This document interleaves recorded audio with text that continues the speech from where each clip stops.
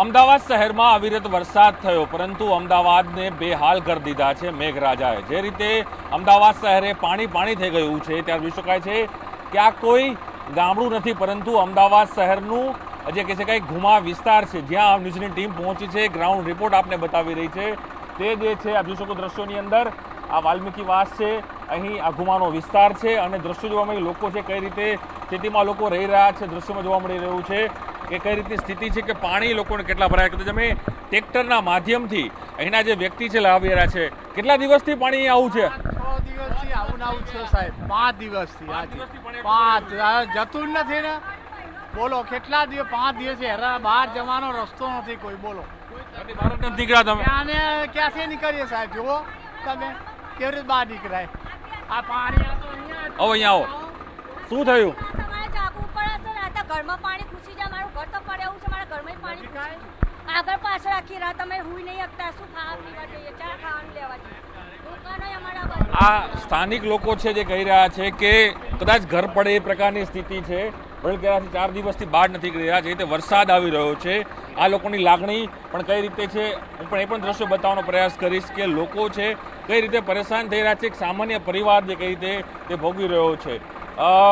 આજે અમે ટ્રેક્ટરના માધ્યમથી કદાચ હું ફરી કહીશ કે આ કોઈ ગામડું નથી, પરંતુ અમદાવાદ શહેર એટલે સ્માર્ટ શહેરનો આ ઘુમા વિસ્તાર છે, જેના દ્રશ્યો છે જોવા મળી રહ્યા છે અને દ્રશ્યોમાં પણ જોવા મળી રહ્યું છે કઈ રીતે લોકો છે તે પરેશાન છે, લોકોને કઈ રીતની મુશ્કેલીઓ છે તે હાલ અહીં જોવા મળી રહી છે અને લોકો કઈ રીતે પરેશાન છે, લોકો કઈ રીતે પોતાની સમસ્યાઓ અહીં વેઠવી રહ્યા છે તે આ દ્રશ્યો જોવા મળી રહ્યા છે। ફરી હું કહીશ કે આ કોઈ ગામડું નથી, સ્માર્ટ શહેર અમદાવાદ છે કે જેની હાલત બેહાલ થઈ છે કોની નિષ્ફળતાના કારણે। કારણ કે જે રીતે પ્રી મોન્સૂનના નામે કરોડો રૂપિયાના ખર્ચ થાય છે, કાગળ ઉપર મેનહોલ કેચપીટની સફાઈ થાય છે, પરંતુ એ જાય છે ક્યાં?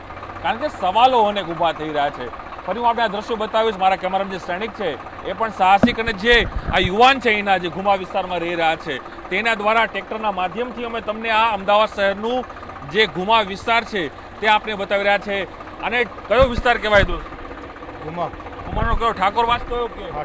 મોટા ઠાકોરવાસ છે। આ જોઈ શકો છો જે અહીંના જે આ ટ્રેક્ટર ચાલક છે, જોઈ શકો છો અલગ અલગ સ્કીમો પણ બનાવવામાં આવી છે અને એ સ્થિતિ છે કે આજે અહીં અમે જે ઊભા છીએ, અમે જે ટ્રેક્ટરમાં બેઠા છીએ, કદાચ એ પણ અમારું સાહસ છે ન્યૂઝ 18નું, એટલા માટે કે અમે આપને ગ્રાઉન્ડ રિપોર્ટ બતાવવા માંગી રહ્યા છીએ કે શું ગ્રાઉન્ડ રિપોર્ટ છે અમદાવાદ શહેરનો। વરસાદ બંધ થયો છે, 24 કલાક થઈ ગયા છે, છતાં પણ આ સ્થિતિ છે કે જે હજુ પણ અહીં પાણી છે તે ગટરના પણ બેક મારી રહ્યા છે। તમે અહીં રહો છો, આ સમસ્યા કેટલા વર્ષથી આવી અહીં ભયલા છે?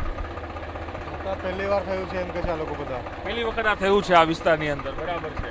લોકોને હાડમારી, લોકોની સામાન્ય જીવન જરૂરિયાતની વસ્તુઓ નથી મળી રહી, એવું પણ તકલીફ પડી રહી છે। હા, દુકાનો જવા માટે તકલીફ થાય છે।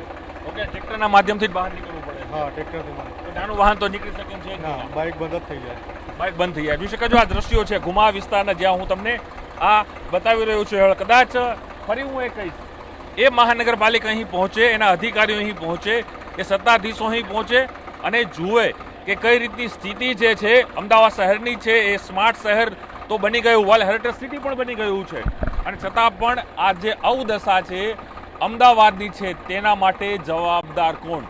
ફરી એ શબ્દ હું દોહરાવીશ, આ સ્માર્ટ શહેરનું ઘુમા વિસ્તાર છે જે નવો અમદાવાદ શહેરમાં સમાવેશ થયો છે, પરંતુ એની સ્થિતિ આજે એટલી ભયાનક છે કે કમર સુધી પાણી છે, કમરથી ઉપર પાણી છે, ટ્રેક્ટર ચલાવવું પણ અહીં મુશ્કેલ થશે। સામાન્ય નાના વાહનો તો અહીંથી બહાર જ નથી નીકળ્યા, લોકો 4 દિવસથી પોતાના ઘરોમાં અહીં ફસાયા છે। કેમેરામેન સૈનિક મહેતા સાથે પ્રણવ પટેલ, ન્યૂઝ 18 અમદાવાદ।